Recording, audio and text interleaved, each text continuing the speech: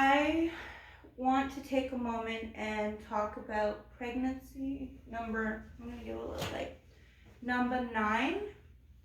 Pregnancy number 9 for me can be a little bit triggering for a few of you, as it deals with the loss of a child and SIDS.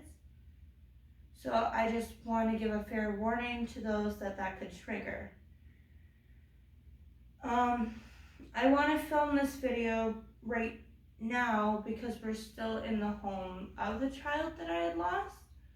However, the landlord is selling all his properties. So as much as I know I'm not going to do well leaving her behind, I know that it's something that needs to be done to move on in life. Like, I haven't been doing well, especially after just losing my grandma, and my husband had just lost his grandpa right before conceiving her.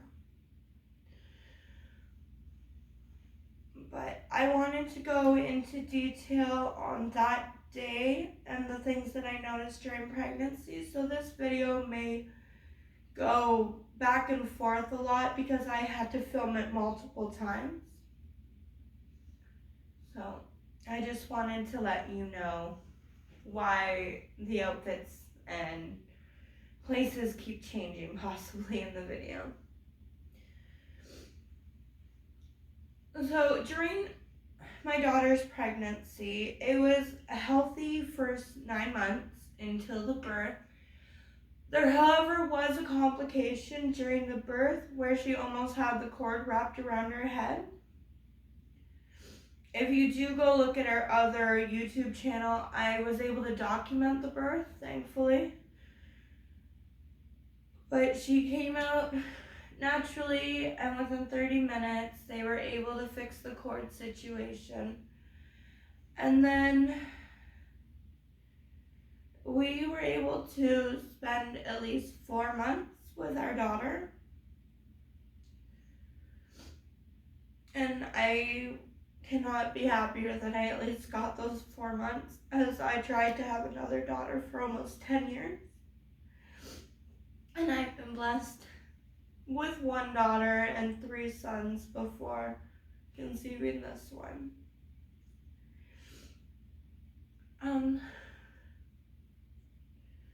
However, closer to her 3-month mark, we were noticing that in her belly button region, it was starting to move around.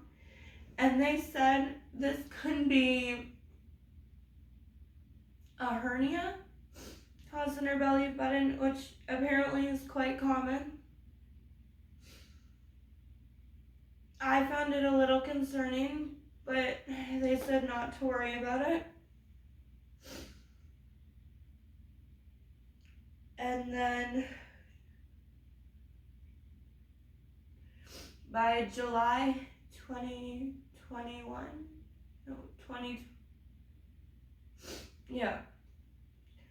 our daughter had passed away, and that was the worst probably day of my life.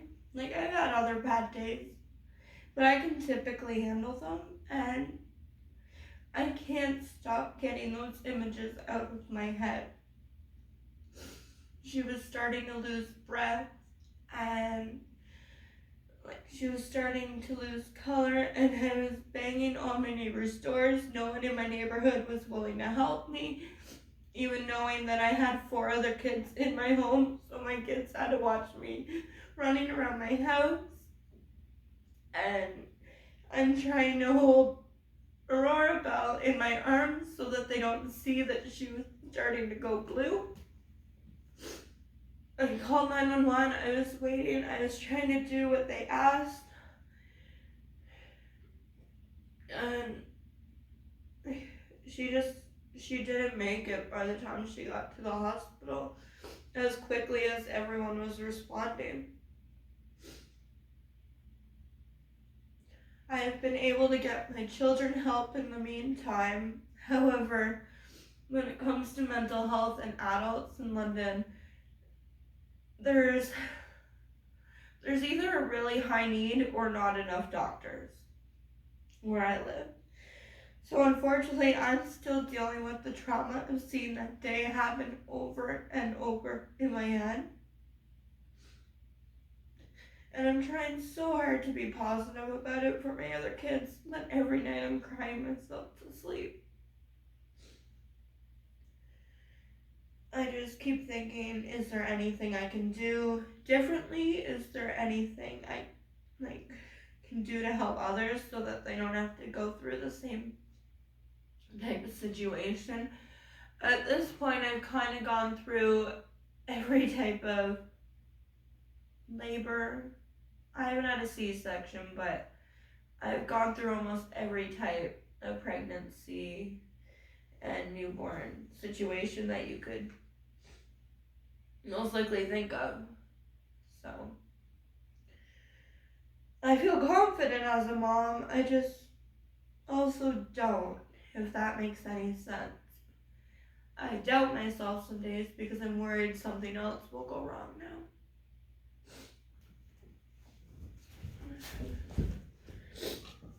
This would have been the outfit that she got to wear. She had made it to 6 months, but she had only made it to 4. And unfortunately, when it came to her funeral, one of my parents, they had a family friend that were willing to pay for the funeral costs, or what they said. They had started a GoFundMe, which they closed not even a week in, and it seemed really suspicious, so I asked them why they were closing it early, but they said they just wanted to cash it out, even though I had more people that were willing to help my kids and I, my husband. But I just said, fine, cash it out. And then she tried to go around and give it the money instead to a family member when I was trying to grieve in my own way. And I asked her why when you said you would e-transfer me directly the money, because my daughter's funeral cost about $7,000 in total. And the GoFundMe was about $2,000. So, and then we had to end up paying. So the GoFundMe was made so that we can go and see counseling and we could pay off the funeral. But because she closed it so early, it really didn't help us at all. But we were able to pay some of the funeral and we had to come up with $5,000 extra dollars. So we had to take out some loans, which kind of put us just on the verge of getting by over the last year, but a little bit in debt. We've been able to make ends meet, but now with the landlord selling the house, we're stuck living in a motel. And I feel like if this family member's friend didn't screw us over so badly, we would have done a lot better this last year, but I've managed to make it work. My kids have now got counseling that they needed. I'm still trying to get into counseling, so is my husband. But that put us a lot into debt, and we're still paying off some of the loans through Easy Financial and stuff. So I wouldn't wish this upon anybody, but at the same time, there are studies being done where it lets you know SIDS can be caused due to a lack of air to their brain while they're sleeping. So it's been a little reassuring, and then there's new studies now finally being done. And it also talks about the blood differences, how it changes right before something's about to go wrong, pretty much. And so I just wanted to take the time, as I have with my other pregnancy videos, and discuss hers a little while I'm still in the home to film it all. I want to take you through the day now, if that's okay, and show you exactly where it all happened. So my daughters both had shared this room. Aurora's cradle was over in this corner, and Liliana had her bed over here. And I came up and I looked in the cradle that morning, and it didn't look like she was breathing. So I picked her up and I put her in my arms and I carried her against my chest, their face against me so they couldn't see the color changing. And I walked all the way down our stairs as fast as I could.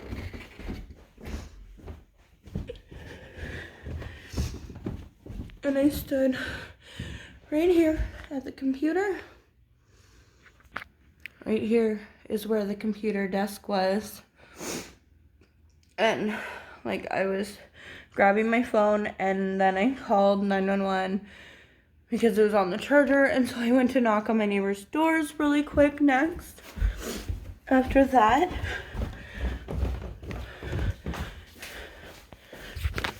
so I went out my front. I ran. I don't want to go there now because it's a new person. But I ran over to this store. There was people out there. There's people out there.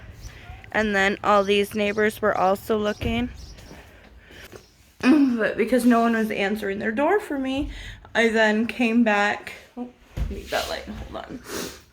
And I stood in the bathroom, and they asked me if I could give her CPR. And so I had to lay my daughter on the floor, which is dirty right now, I apologize. But I had to lay her on the floor in here, and I had to try and like give her compressions and give her air myself, which just made her color change even more. Thankfully 911 came fairly quickly, and they rushed her to the children's hospital. But by the time I had arrived there, she didn't make it.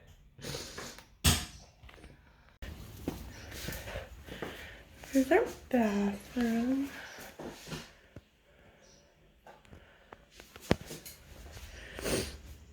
That was the trees from her first photo shoot. And we had this room. It's hard to see right now because our hydro's off, but there's also a closet in there. And it's hard to see, but that's a washer and dryer. I can't turn on a light.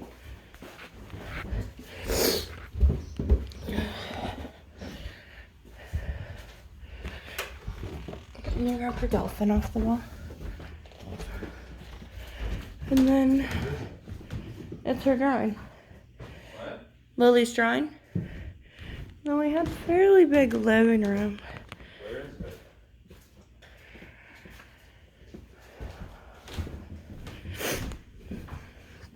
And a fairly big yard. However, the lawn people suck, and constantly, as you could see, they even broke this on me. And my kids can't even drive that now. They cut a hole in the fence. They had my 3-year-old. He had to go to the hospital and get a tetanus shot. There's the loft. We had to change the light when we moved in because he had this really crappy fan in there, and it just kept leaking because he refuses to change the water up there. So this whole wall, unfortunately, is now dripping. And then, yeah, so this was my studio.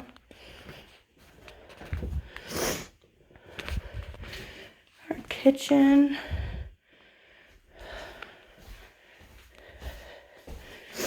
I'm just gonna leave my cabinet here for, but lots of cupboard space and stuff. See?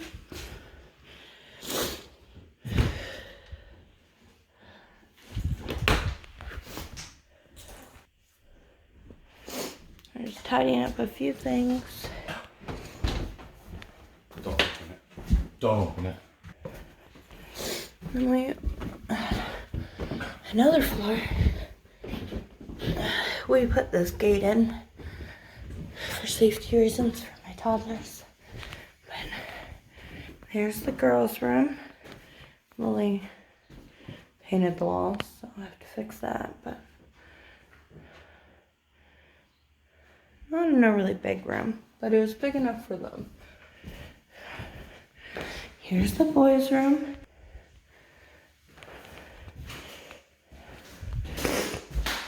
No, because I have 3 boys, I went and I took off the damn doors because they were getting their fingers stuck. But we did change. I was not having a full house of carpets with 2 kids in diapers. So we did that. That's what the street view looks like.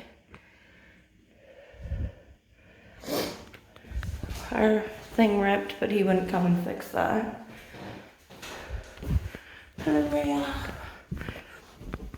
This slide always makes me nervous. And then there's whatever garbage he had when I moved in up there. I left back for him. But here's my room.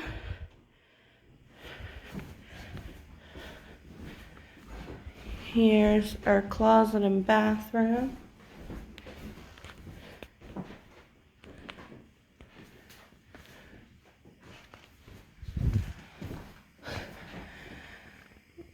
And this was our feminine bathroom. 1, because I like the mirror. 2, the lights.